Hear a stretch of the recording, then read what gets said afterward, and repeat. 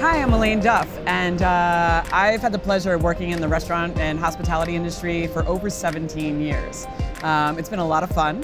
I started off as the head mixologist for Diageo, which I was for about 10 years. And during that process, the one thing I've learned in my career is that you got to keep upping your game. You got to learn, you got to keep seeing what all the new trends are. And when you're behind a corporate bar, you kind of lose focus.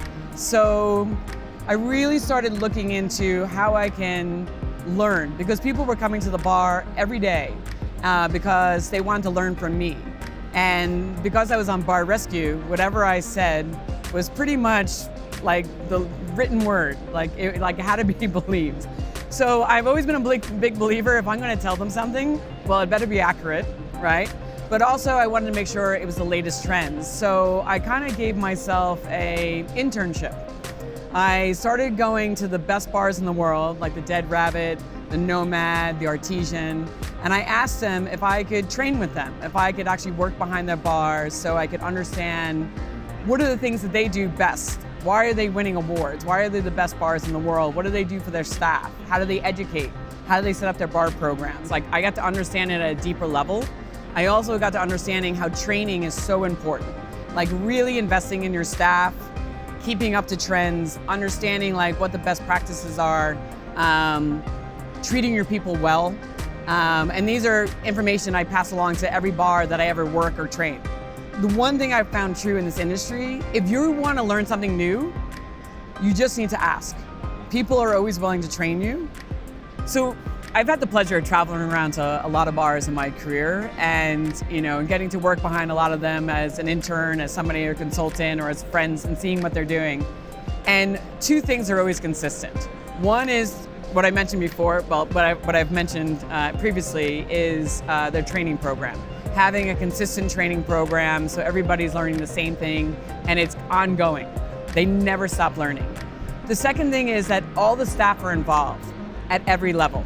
So from the bar back to the kitchen staff, to the wait staff, to the bartenders, they are involved in all the education. They are involved, they know they have upward mobility. So if you're in the kitchen and you want to work at the bar, there's a path for you. They have some way of actually getting there. It might not be immediate, you may never make it there, but they'll give you the opportunity and they'll put the training in place that you can get there. And the third thing is transparency. A lot of the great bars that I've seen, they're very transparent with their staff.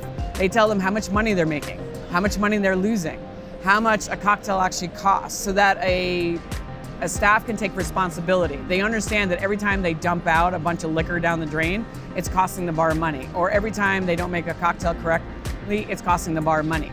So they feel like they have ownership because they understand like how the money is spent. They understand why they get paid what they get paid. They understand how the tipping policy works. There is nothing being hidden from them, so they actually feel like a member. They are a team member, and that keeps them there for a long time. Bar marketing is quite interesting these days because people are taking their own bar out of their bar and bringing it to the world. With days of social media, obviously that's really important. People can actually see it, they want to follow it. But to be able to experience it live in your own city, a bar that may be from Greece or they're from London, but they've came to your city, it's fascinating because you get to meet the bartenders, you get to see how they operate, you get to see their drinks, and it's a way for the bar to give you an experience with them without actually having to travel to their actual location. So this has become extremely popular with bars that have won 50 Best Bars, have won awards at Tales of the Cocktail, is that they're literally bringing their concept to the consumer and also the trade. So it's a live marketing like experience, because these days everybody wants an experience. They want something tactile, something they can take pictures of and remember, and this is like such a great way of doing it. There's a new thing happening with consumers that I'm loving. They're more educated than ever before. They're more willing to try new things. They are no longer just ordering the standard vodka soda or their, the Cosmopolitan or the gin and tonic. They want a new experience. So bars are giving it to them by creating menus that allow them to upsell. So they might have what's called a reserve menu. So I've always wanted to taste, Johnny Walker Blue or that really expensive cognac.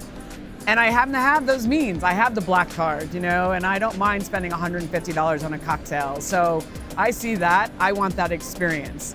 But also, or they're allowing people to taste flights. They're actually marketing by saying, hey, we have a huge selection of cognac, or we have a huge selection of whiskey, but you don't have to buy it, all of them. You can actually take a flight, so we can actually give you that experience. So you can taste multiple ones, and somebody's gonna come to your table and give you an education about them. So that way you get an experience. So it's a way of them marketing their expertise and also what they're carrying behind their bar. I've been in this business for a while, and I've seen it change from the basic bar to the chain restaurant to the nobody used to carry fresh juices, now it's a standard.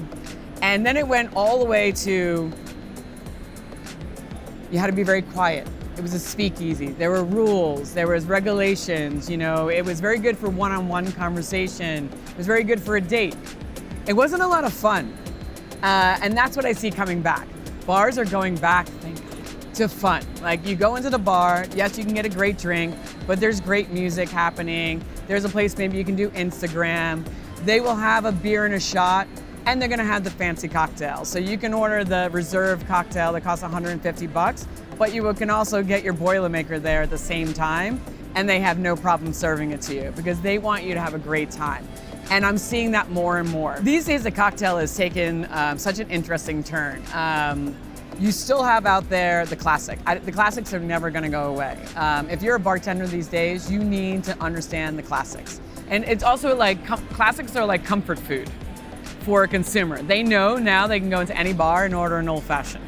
They feel comfortable with that. That's something they feel I feel good about that. I've had that drink before. I understand it. I don't want to think about it.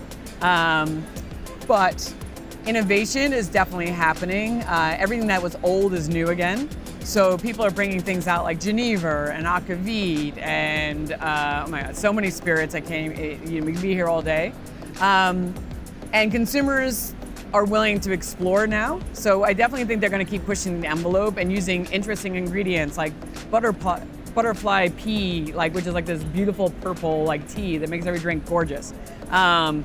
Interesting, weird, handmade syrups. So I think those are going to be in very specialized, there'll be one or two per city that actually pull that off, and people know what they're getting into when they go there. But I think for the most part, people are going to keep things that are simple, easy, just a little bit outside the box, but the customer doesn't have to do so much thinking, but it's going to come in a gorgeous glass with a beautiful garnish. It's going to be transforming. It's going to be something that goes along with their food. It is going to be yummy.